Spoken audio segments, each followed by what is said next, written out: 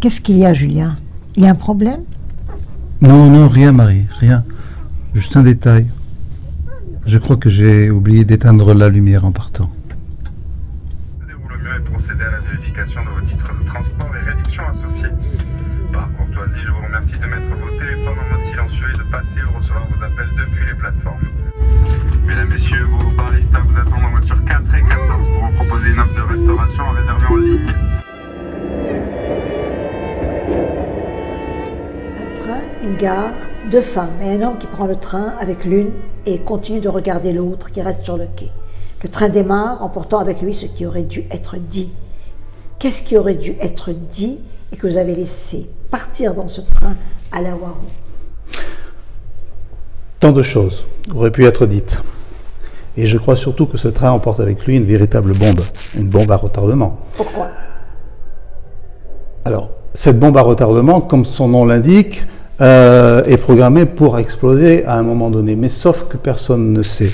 Et personne ne peut savoir à quel moment cette bombe va exploser, aujourd'hui, demain, dans 10 ans, ou peut-être jamais, peut-être même que cette bombe à retardement va s'enrayer, le système va s'enrayer tout seul de lui-même. La bombe à retardement, c'est le mystère, c'est les silences que portent tous ces personnages. En fin de compte, le train emporte non pas ce qui aurait pu être dit, mais il emporte les silences. Le silence. Et il y a ce que vous auriez, ou Julien aurait pu dire à la dame du quai, et ce qu'il aurait pu dire à Marie qui est à côté de lui. Oui, ce qu'il aurait pu dire, mais qu'est-ce qu'il aurait pu dire je crois qu'à toutes les deux, il n'aurait pu dire que la vérité. Non, pas la vérité, pardon, la réalité. Vous faites une différence entre les deux? Il y a une grande différence, parce que la vérité n'est pas forcément la réalité du moment. La vérité est quelque chose qu'on ne perçoit pas forcément nécessairement au moment où on perçoit la réalité des choses. Et Julien, et je crois que tous ces personnages, que ce soit Marie ou la serveuse, sont dans cette réalité-là. Vous avez dressé 5 portraits dans votre roman. Qui parmi eux, on va essayer de se poser des questions, parce que quelque part, ils sont tous à la fois, ils semblent inoffensifs, ils sont terribles. Qui pourrait s'approprier totalement votre roman? Sans hésiter, la mystérieuse. Pourquoi? La mystérieuse, c'est celle qui a tout compris, sans avoir rien vu et sans avoir jamais rien dit. Elle est née depuis longtemps, la mystérieuse, dans votre, je dirais, dans vos romans, dans votre tête, quelque part, elle fait partie de votre destin. C'est pour ça que vous pensez que c'est elle qui pourrait s'approprier votre roman. C'est peut-être mon ange gardien. Vous êtes coincé dans un ascenseur à la Warou, avec un de vos personnages pendant 3 heures. Lequel serait le pire personnage avec qui vous pourriez être coincé?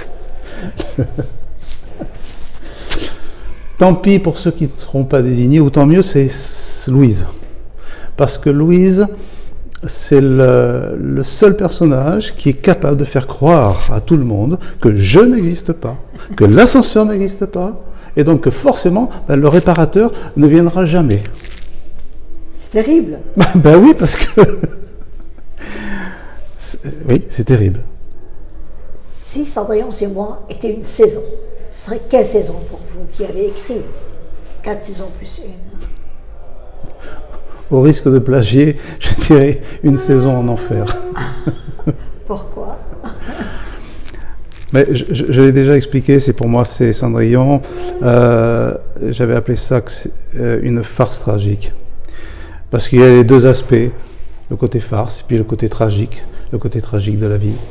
Voilà, je crois dans lequel sont embarqués tous les personnages de chacune des nouvelles.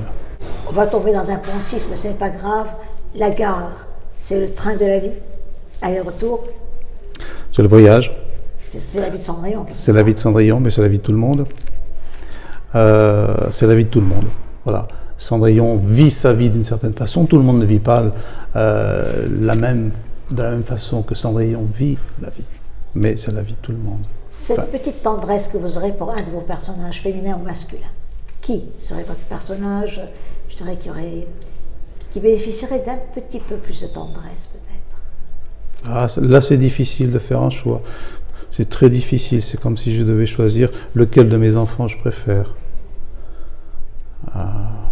Je crois qu'ils sont, enfin pour moi du moins, ils sont tous attachants à leur façon, pour des raisons différentes. Non, décidément, je ne peux pas faire de choix. Si un jour vous perdez la mémoire pour une raison quelconque, il vous reste le livre, est-ce qu'inconsciemment vous ferez le contrôleur dans une rame de train en demandant qui aurait vu Cendrillon, c'est moi? Qui aurait vu Cendrillon, c'est moi? Mais où est-elle? Laquelle? Parce que toutes pourraient être Cendrillon. Elles sont toutes Cendrillon. Oui. Elles sont Alors, toutes Cendrillon, c'est le... Vous seriez à la recherche du personnage perdu? Oui. Ou... Allez, peut-être à la recherche de moi-même.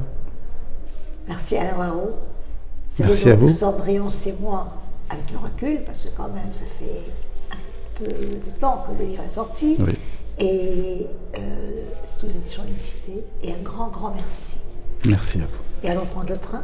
Allons-y. Faites retourner à Cendrillon.